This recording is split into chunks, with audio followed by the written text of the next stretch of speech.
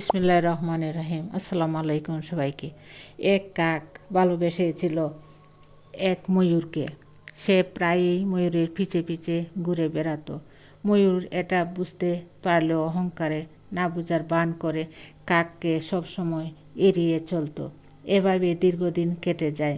একদিন ময়ূর তার বাড়ির সামনে একটা হলুদ খাম দেখতে পেল, আর সেই খামের ভিতরে একটা ছোট্ট কালো রঙের ফুল। ময়ূর বুঝতে পারল এটা কাকেরই কাজ। সেই এই খামের ভিতরে ফুল ঢুকিয়ে পাঠিয়েছে। এর কয়েকদিন পর কাকের সাথে ময়ূরের দেখা হলো। ময়ূর বলল, তোমার শরীরের রং যেমন কালো, তেমনি তোমার রুচিও কালো।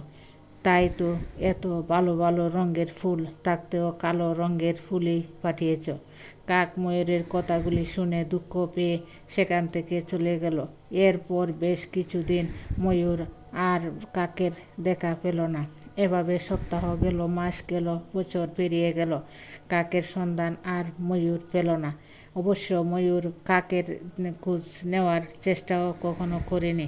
কয়েক বছর পর হঠাৎ একদিন কাকের সাথে ময়ূরের দেখা হয়ে গেল। তখন ময়ূর কাককে বলল, আমার রূপের মায়ায় সকলেই পাগল। রূপ দেখে সবাই আমাকে ভালোবাসতে চায়। তুমিও তো ভালোবাসতে চেয়েছিলে, তবে আমাকে জয় করার চেষ্টা আর করলে না কেন? এত সহজে হাল ছেড়ে দিলে কেন?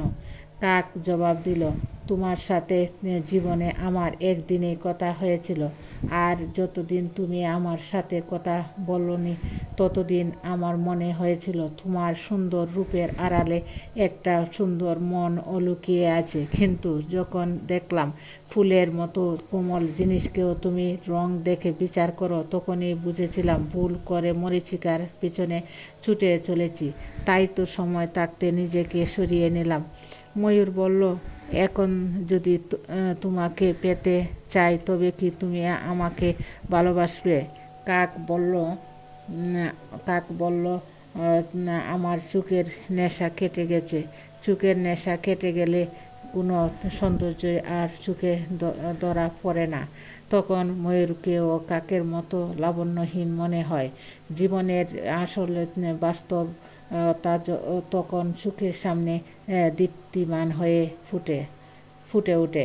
এই বাস্তবতা এই সঠিক পথের দিশা দেয়। তাই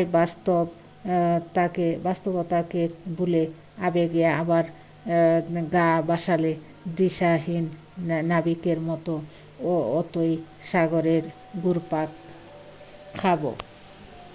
প্রিয় ভিউয়ার্স, এই গল্পটি থেকে বোঝা গেল অহংকার করা ঠিক না। অহংকার করলে মানুষকে ভালোবাসে না। অহংকারীকে আল্লাহ পছন্দ করে না, মানুষও পছন্দ করে না। ধন্যবাদ সবাইকে। আসসালামু আলাইকুম।